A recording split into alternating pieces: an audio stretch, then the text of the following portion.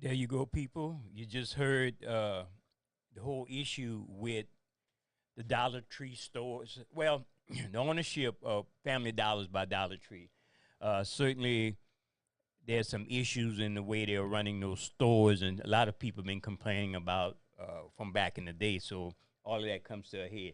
I have a rant about, again, I was talking about Facebook the other day on the show, why we could not live stream the Open Line Radio Show and the Community Defender.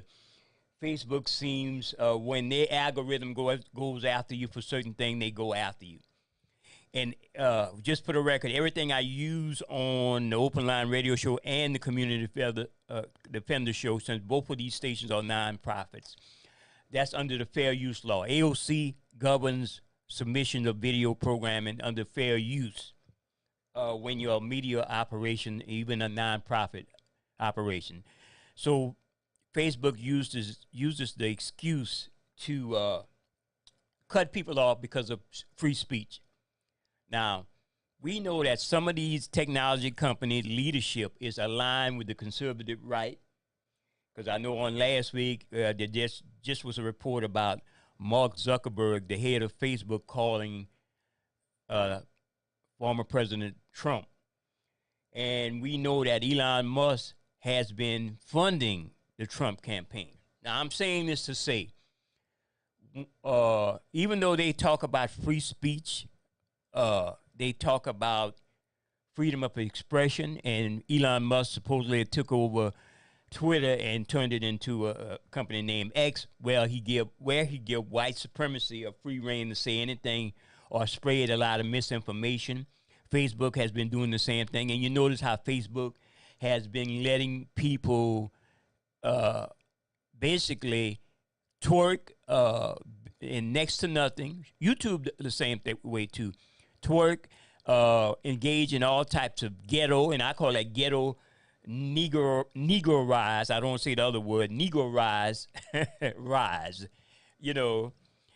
type ghetto acting out on social media platform. But when it comes to progressive talk shows dealing with real issues, we know that Brother Dal Muhammad, the Community Defender, has gotten banned off of YouTube because of speaking about the COVID-19 vaccine, when others who are left there, so they can't use the excuse that it's medical and misinformation going out. Think about it. When others, right after the pandemic had somewhat went down as far as the effect on the population, everybody basically who were kicked out off of Facebook. I mean, Robert Kennedy, who's against the vaccine, he's on all over Facebook and YouTube and so forth.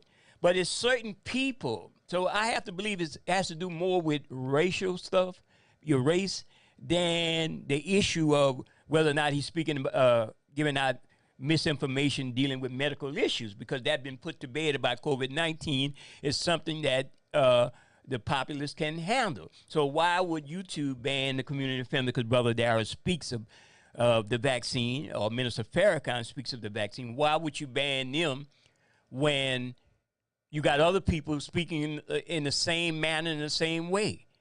So that means what? You are targeted because who you are. And so now, because my association being the director of the Community Defender and restreaming his show straight off of AOC, I get kicked out off of Facebook streaming, which I've been doing this for about 10 years. I've been streaming live shows. I got a quadrille of videos I streamed on Facebook, and they never touched those videos. So everything I stream now is being watched by Facebook and Mark Zuckerberg. So I'm not dealing, dealing with any paranoid schizophrenia on that part, but it's proven that if you're gonna ban the shows that we do that speaks the truth, but you're not banning other shows that's engaging in all kind of crazy stuff. I mean, Sexy Red twerking nude is on Facebook. It's on YouTube. I guess that's more interesting for the Facebook algorithm than having a show like the Open Line or the Community Defender.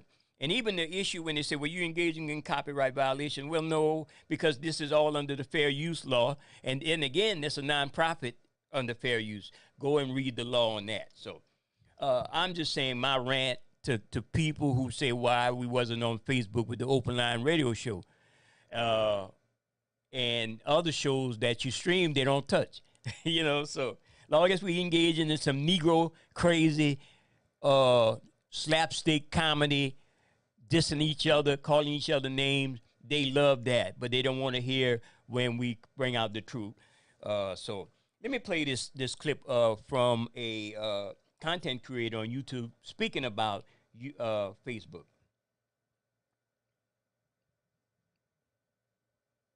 In spite of the fact that there are well over 1 billion active Facebook accounts, it seems like tons of people are asking whether or not they should give up Facebook in light of user fatigue, data privacy scandals, and just generally getting tired of your friends seeming far happier than you.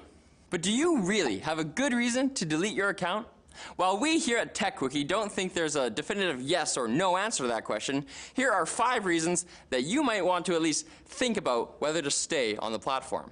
Number 1, the information glut on Facebook's servers. Now, obviously, Facebook is far from the only social media service out there, but unlike a good number of the others, Facebook is trying to be a do-it-all service to a large extent. You might have a Twitter account to spit out a few quick thoughts, Snapchat to message your friends, and Google Assistant to look up reviews of local businesses.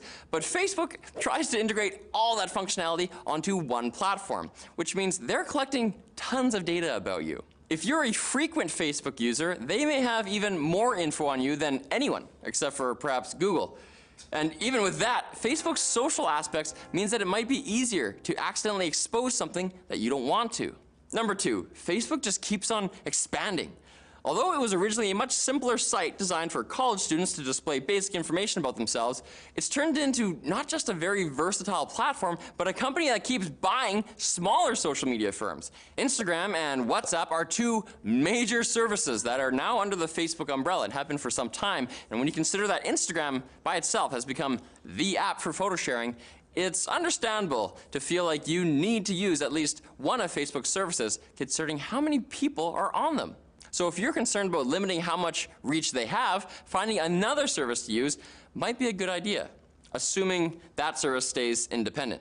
3, of course, Facebook couldn't acquire the other companies if they didn't make truckloads of money in the first place. And the primary way that they've done this is via advertising, but not in the conventional way.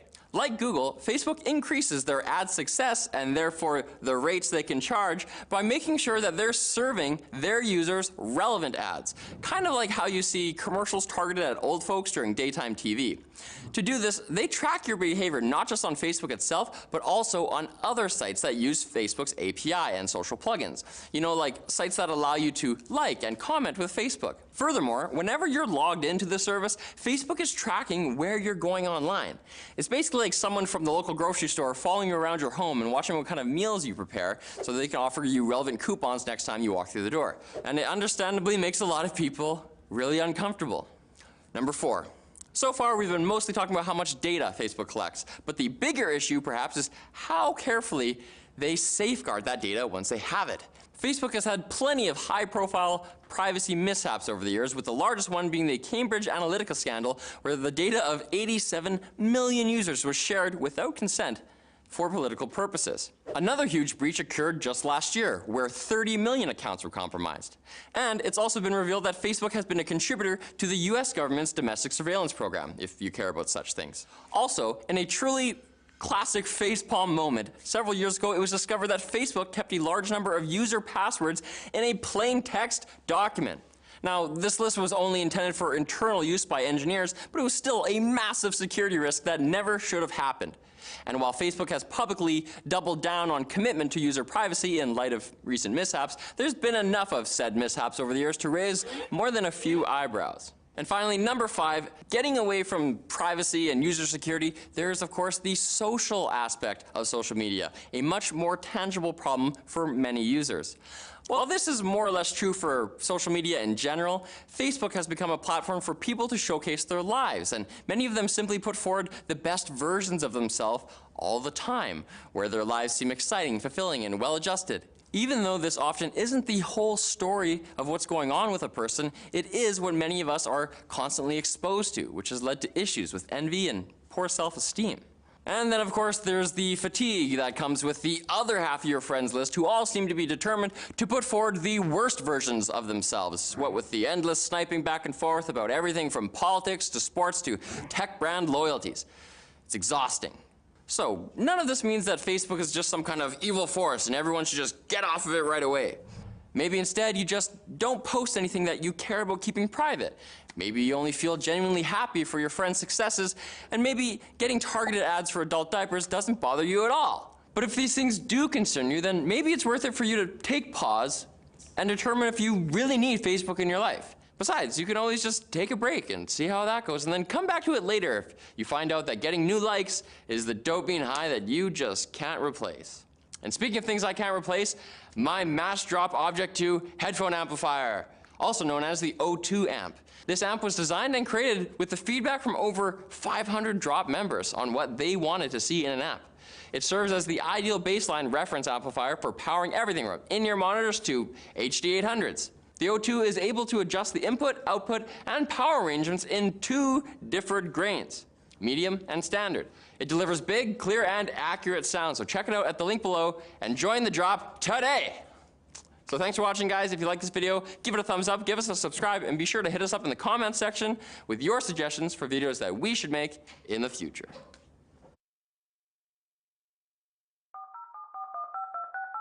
We are interactive and live. Get in the know.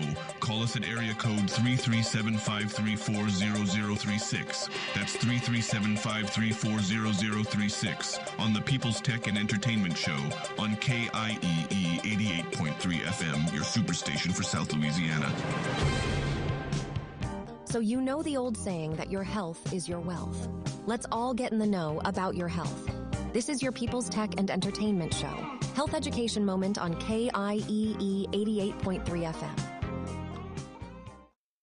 Yes, we're back, and I know you heard my rant earlier about Facebook, and the guy gave you some reasons about Facebook, whether or not you should keep Facebook. And again, we're not necessarily targeting one platform. They're all basically the same, or at the end of the day, they're all about getting your information, making money, and being a bridge to the system that want to watch you, you know. So whether it's Elon Musk with Twitter/X or Mark Zuckerberg with Facebook and Instagram, just be careful. Don't get like me, spoiled on Facebook live streaming, and then when they take you down, you have to go on a rant. So long as people saying crazy stuff, engaging in ghetto fights, or dissing each other, or starting Facebook beef, which sometimes turn deadly, long as that is going on and keeping us distracted from the truth, we they gonna be all right. You know, they gonna be all right. So again, and then we gonna go into our health is wealth segment coming up soon at the top of the hour here on the Open Line Radio Show on I'm sorry, not the Open Line, People's Tech and Entertainment Show. Save that for Wednesday. Shout out to Sister Khadijah and Brother Shahid, the finders keepers, you know. But we gonna go into our health is wealth, and one of the things that I like to talk about is nitric oxide. Nitric oxide is a molecule our body makes that keep us healthy. It controls hundreds of different functions of our microscopic functions of our body. And one of the things, I'm going to say this, and all you would have to do next time you go to your physician, and this is not giving medical information, just ask him, can you measure my nitric oxide in my body? And that's supposed to be something like a test strip in your tongue or something like that. And that way you go in, do the research yourself and find out how healthy you are. You know, so let me go into our health and wealth segment and play this clip right quick. Hey, pump the brakes for just a minute. I want to explain how nitric oxide works in the body when it comes down to blood flow, when it comes down to brain activity, and when it comes down to overall muscle performance and cellular performance. Okay, you don't have to just go load up on a nitrous oxide product. Okay, it's not always necessary. Now, they have a place, but I want to explain how veggies and how food actually affects nitric oxide and how you can get the biggest benefit. But first, I have to explain what nitric oxide really is, because so many people that I talk to just think that it's an NO2 capsule that you take. That's not the case, not at all. Here's how it works. Inside your arteries, you have something called the endothelial layer. Okay? And you have endothelial cells that are in the artery that produce nitric oxide. Yes, the cells in your arteries already naturally produce nitric oxide. It's the job of that nitric oxide to do a couple things. But for the sake of this video, it's mainly able to penetrate through the smooth muscle tissue and thereby allow the vasodilation, which is the opening of the arteries, and more blood flow, so you can get more nutrients and more oxygen to the cell to better your performance and better how you feel. Now, there's something important that we have to know, though. Nitric oxide production is ultimately created by the immune system. See, it's made up of macrophages, which are a specific type of white blood cell. A lot of people don't realize this, that the NO2 system in our body is actually part of our immune system. It plays a role in killing off bacteria and killing off viruses and keeping the endothelial layer of the arteries healthy. A lot of us always forget that the arteries are living and they have cells in there, and that controls how big, how small the arteries get, and that controls our oxygen delivery and our overall nutrient delivery. Now let's explain how this pertains to performance for a second. I want you to imagine training at high altitude, going and working out at super high altitude. We all know that that's difficult, right? It's really tough because you're not getting much oxygen. Now think about training at sea level. It's a lot easier because you're getting plenty of oxygen. Well, the same thing happens inside your body when you have enough NO2 or not enough NO2. Since nitric oxide increases blood flow, it increases oxygen delivery, but it actually increases oxygen uptake within the cell too. And this is where I get totally jazzed on the science. See, it has to do with something known as a cytochrome, okay? A cytochrome C oxidase to be specific. This cytochrome blocks what's known as the respiratory chain. The respiratory chain is really a fancy way of describing what happens when your body actually uptakes oxygen and delivers it to a cell and utilizes it. Well, here's the thing. That cytochrome C oxidase stands in front of the cell and it blocks a percentage of the oxygen from being delivered, also thereby blocking the delivery of some nutrients. So where does nitric oxide come in? Well, nitric oxide comes in and it's powerful and it pushes it out of the way. It pushes that cytochrome that's blocking the cell out of the way, therefore making it so that the respiratory chain can be completed. Okay, you can then get more oxygen to the cell, which means more nutrients to the cell. This means a better muscle pump, and it means better recovery after your workout, and it means better blood flow to the brain so you feel better as well. So that being said, let's talk about some science. Let's talk about a little bit of research that proves that nitric oxide plays a huge role in our efficiency with workouts, in our efficiency in everyday life, even with how we think. So this study was published by the University of Exeter. Okay, they conducted this study. And what they looked at was those that consumed beet juice, which is high in something called nitrate, which converts to nitric oxide. And I'll explain that momentarily. Okay, what they looked at were 8 test subjects. These 8 test subjects consumed 500 milliliters of beet juice for 6 days prior to a very intense indoor cycling workout.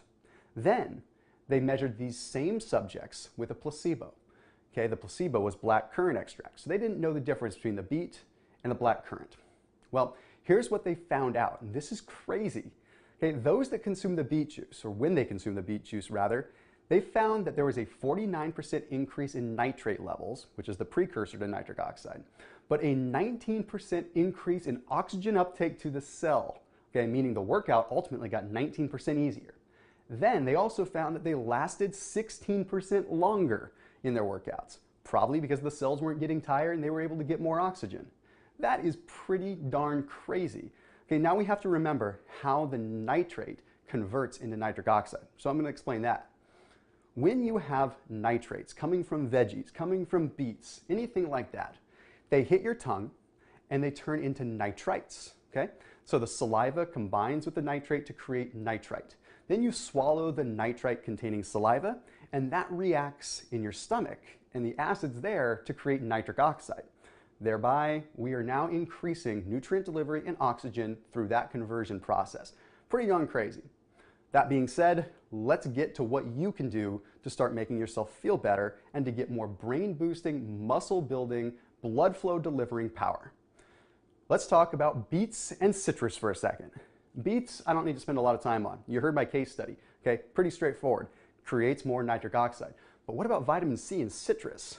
Well, here's the thing. Vitamin C protects the immune system. And if you were paying attention earlier in the video, you know that I said that the actual nitric oxide production is really a product of the immune system. So vitamin C protects that process. It protects the macrophages, therefore letting them do their job that much better. Okay, this next tip is going to be one that you all probably hate me for. I'm going to advise that you do your cardio and don't skip it, even if you're trying to build muscle. Let me say that again. Don't skip your cardio even if you're trying to build muscle. It doesn't matter. It has to do with blood flow. You see, the actual benefit that you get from more blood flow, more oxygen, more nutrient delivery that is created by doing more cardio far outweighs the aspect of burning some calories by doing cardio. Don't overthink it. Cardio is good for blood delivery, and there are studies to back that up. I'm not going to go into detail in the study, but essentially it showed that those that do just 10 or 15 minutes of gentle cardio end up keeping their blood flow levels elevated well into their 70s and 80s, whereas those that are sedentary have a 25 to 30% drop in their overall blood flow. That's powerful. 25% less oxygen, 25% less protein, 25% less healthy fats. That's 25% less ability to get in shape. So I know that that's serious. I know you have to make an adjustment, but don't skip it. So make sure that you keep it locked in here on the Thomas DeLauer channel. Comment, let me know what you want to see. I do my best to reply to those comments. I do my best to get back to everybody, but sometimes it's difficult. But I do read those, and I do get really good ideas from you guys when it comes to videos. So fire away, and I'll see you in the next video. 12 foods to boost nitric oxide levels. Nitric oxide is a compound produced by the body by converting dietary nitrates. Obtaining nitric oxide through a regular diet, particularly from vegetables, is the simplest and most effective method. Nitric oxide is a signaling molecule regulating immune system functions and enhancing immune cell communication. It also acts as a vasodilator, improving blood flow and aiding cardiovascular health maintenance. Dietary nitrates can reduce blood pressure, especially in individuals with elevated levels. Nitric oxide may also positively impact exercise performance by improving blood flow to active muscles and delaying fatigue. It is important to consult with a healthcare professional before making significant dietary changes or considering supplementation. In this video, we will explain 12 foods that naturally boost nitric oxide levels. 1. Beetroots. Beetroots are rich in dietary nitrates, making them an excellent source for boosting nitric oxide levels in the body. Studies have shown that consuming beetroot juice can increase nitric oxide levels by up to 21% within 45 minutes. High nitrate content in beets has been linked to cognitive enhancement, improved athletic performance, and lower blood pressure. Beetroot juice supplementation has been found to improve cognitive performance in older adults and enhance exercise efficiency and endurance in athletes. Beetroot juice consumption has also been associated with a reduction in systolic and diastolic blood pressure, particularly in individuals with hypertension. With their potent nitrate content, beetroots offer a natural and effective way to support nitric oxide production and promote overall health. 2. Pomegranate. Pomegranate is rich in antioxidants that can protect cells and preserve nitric oxide levels. Studies have shown that pomegranate juice increases nitric oxide activity and enhances nitric oxide synthase levels. These effects contribute to improved blood flow, making pomegranate beneficial for conditions like high blood pressure and erectile dysfunction. Pomegranates also reduce oxidative stress and have potential cognitive benefits against diseases like Alzheimer's. If fresh pomegranates are unavailable, incorporating a super reds powder into the diet can provide the nitric oxide boosting properties of pomegranate. 3. Walnuts. Walnuts are a nutritious tree nut known for their abundance of protein, vitamins, minerals, and healthy unsaturated fats, including omega-3 fatty acids, vitamin E, and magnesium.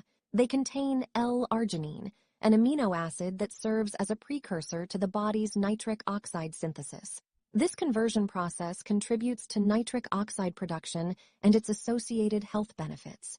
Walnuts also offer antioxidants and anti-inflammatory compounds that help reduce inflammation and protect against oxidative stress. By lowering inflammation and oxidative stress, walnuts can increase nitric oxide levels, promote vasodilation, and support cardiovascular health. Adding walnuts to your diet can be a convenient way to support nitric oxide synthesis and enjoy their various health benefits. 4. Garlic. Garlic is known to boost nitric oxide levels by activating nitric oxide synthase, which converts L-arginine into nitric oxide. Aged garlic extract has been shown to increase blood nitric oxide levels by up to 40% within an hour of consumption in animal studies. It also helps maximize nitric oxide absorption in the body. Garlic's ability to raise nitric oxide levels has been linked to lower blood pressure and improved exercise tolerance in both human and animal studies. Garlic is a rich source of antioxidants, vitamins B6 and C, and minerals like manganese. These antioxidants and compounds, like allicin in garlic, protect against oxidative stress and inflammation, contributing to cardiovascular health. 5. Dark chocolate. Dark chocolate is rich in flavonols, which help increase nitric oxide levels and promote heart health. Studies have shown that dark chocolate significantly increases blood nitric oxide levels and decreases blood pressure. The flavonols in dark chocolate are associated with improved blood flow, enhanced brain function, and a reduced risk of heart disease. Dark chocolate is made from cocoa solids, butter, and sugar. Its high cocoa content makes it a good source of antioxidants and minerals. These compounds support nitric oxide production, protect against oxidative stress, and have anti-inflammatory properties that benefit cardiovascular health. It's important to choose dark chocolate with a high cocoa percentage and consume it in moderation as part of a balanced diet and healthy lifestyle. 6. Citrus fruits. Citrus fruits like oranges, lemons, limes, and grapefruits are rich sources of vitamin C, which can enhance nitric oxide levels in the body. Vitamin C increases the bioavailability and absorption of nitric oxide while stimulating the production of nitric oxide synthase. Research suggests that consuming citrus fruits may lower blood pressure, improve brain function, and reduce the risk of heart disease due to their ability to boost nitric oxide levels. These fruits are low in calories, high in fiber, and packed with essential vitamins and minerals. The antioxidant properties of vitamin C in citrus fruits support nitric oxide synthesis by maintaining sufficient levels of the amino acid L-arginine. Incorporating citrus fruits into your diet is a simple and enjoyable way to support nitric oxide production and enjoy the associated health benefits. 7. Eggplant. Eggplant contains antioxidants like anthocyanins and chlorogenic acid, which help reduce oxidative stress and indirectly support the production of nitric oxide. It's also a good source of dietary nitrates, which the body can convert into nitric oxide. Compounds found in eggplant, such as nasunin, can enhance nitric oxide production and promote vasodilation. The vegetable's anti-inflammatory properties, attributed to compounds like anthocyanins and flavonoids, can also indirectly support nitric oxide availability and function. By including eggplant in a balanced diet, individuals may benefit from its potential to positively impact nitric oxide metabolism. 8. Broccoli. Broccoli is a nutrient-rich cruciferous vegetable that contains approximately 39.5 milligrams of nitrates per 100-gram serving. Broccoli is also packed with fiber, vitamins C and K, potassium, and manganese. Research suggests that consuming broccoli and other cruciferous vegetables can protect against chronic diseases like heart disease and certain types of cancer. It contains bioactive compounds, including sulforaphane and indole-3-carbinol, which possess antioxidant and anti-inflammatory properties. Broccoli should be consumed raw or lightly cooked to retain its nutritional value. 9. Meat. Meat, poultry, and seafood are rich sources of coenzyme Q10, a compound that helps preserve nitric oxide levels in the body. These foods contribute significantly to coenzyme Q10 intake, with meat and poultry supplying about 64% of the total. Organ meats, fatty fish, and muscle meats like beef, chicken, and pork have the highest coenzyme Q10 concentration. Studies suggest that consuming enough coenzyme Q10 through these sources preserves nitric oxide, improves athletic performance, prevents migraines, and promotes heart health. However, it's important to consume these animal-based foods in moderation and as part of a balanced diet. Those with dietary restrictions can find coenzyme Q10 in plant-based sources, such as legumes, whole grains, vegetables, nuts, and seeds. However, these sources provide smaller amounts of coenzyme Q10 compared to animal-based foods. 10. Radish. Radishes are a nitrate-rich root vegetable, containing approximately 625 milligrams of nitrates per 100 gram. Radishes also contain flavonoids, which have antioxidant and anti-inflammatory properties. Different colored radishes, like red, purple, and white, offer unique health benefits due to their specific flavonoid content. Research suggests radish flavonoids may have anti-cancer, anti-inflammatory, and antimicrobial properties. They can also help reduce oxidative stress, control blood sugar, and enhance heart health. 11. Leafy green vegetables. Leafy green vegetables such as spinach, arugula, kale, and cabbage are rich in nitrates, which can be converted into nitric oxide in the body. Regularly consuming nitrate-rich foods helps maintain nitric oxide levels in the blood and tissues, according to research reviews. Studies have shown that a nitrate-rich meal containing spinach significantly increased salivary nitrate levels and decreased systolic blood pressure. These vegetables may also be associated with a reduced risk of heart disease and cognitive decline. Spinach, in particular, has the highest nitrate content among commonly consumed plants, with a variability of 24 to 387 milligrams per 100 gram serving. However, the nitrate content can vary depending on growing conditions. 12. Wax gourd. Wax gourd, also known as winter melon or ash gourd, is a vegetable that contains nitrates that can boost nitrogen